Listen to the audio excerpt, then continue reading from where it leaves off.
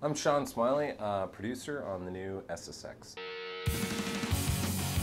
We wanted to create the most iconic mountains in the world and ride them.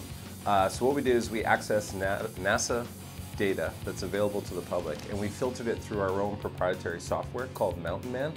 And basically what we do is we take that data and it becomes the foundation for building a mountain. And then we go in as a design team and we handcraft the runs and we SSXify the terrain and sort of get in there and make it.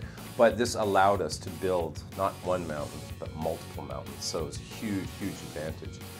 We gather inspiration from some of the elements of these mountains, sort of characteristics. If there's a statue or something on one mountain or a huge crevasse, we'll put that in.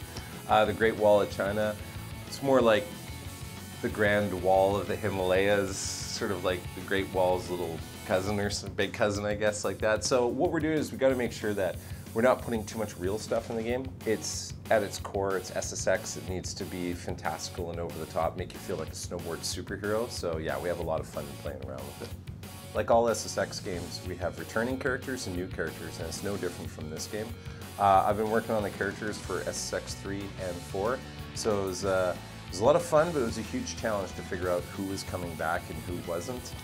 We did a huge contest with the fans on Facebook to see what their votes were for the top characters.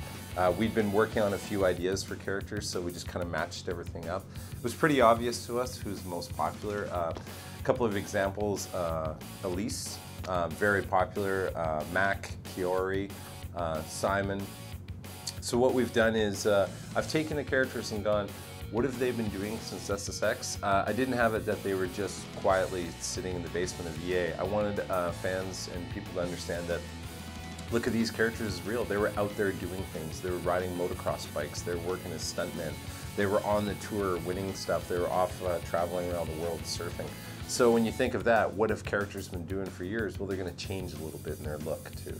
You just kind of try and bring everything into one package, and hopefully the personality comes out, and offer it up to the fans too, like post their bios, get people to understand who they are. It's just, it's not easy to get across who SSX characters are, but strangely enough, people really, really like the SSX characters, even with what limited information is out there about them. Seeing the new character Zoe, who has always been my favorite character, and she's a very central character in this.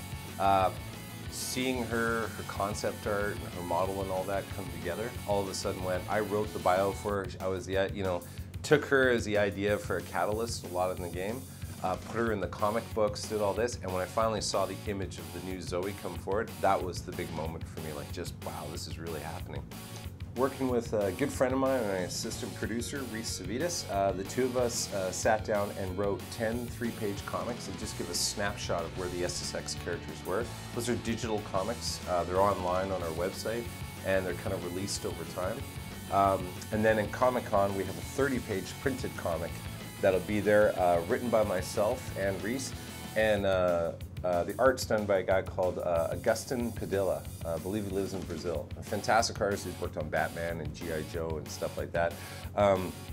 So I'm going to Comic-Con to broadcast or give away the comic and talk to fans about the characters.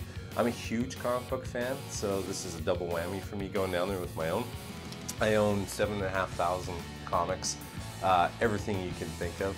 And this was actually just a great way to get out to the fans a little bit about the fiction. SSX always has a great fictional backdrop, and I just wanted to push a little bit of who the characters are, what's going on. And when you read the 30-page comic, it'll explain what this game is kind of about a bit.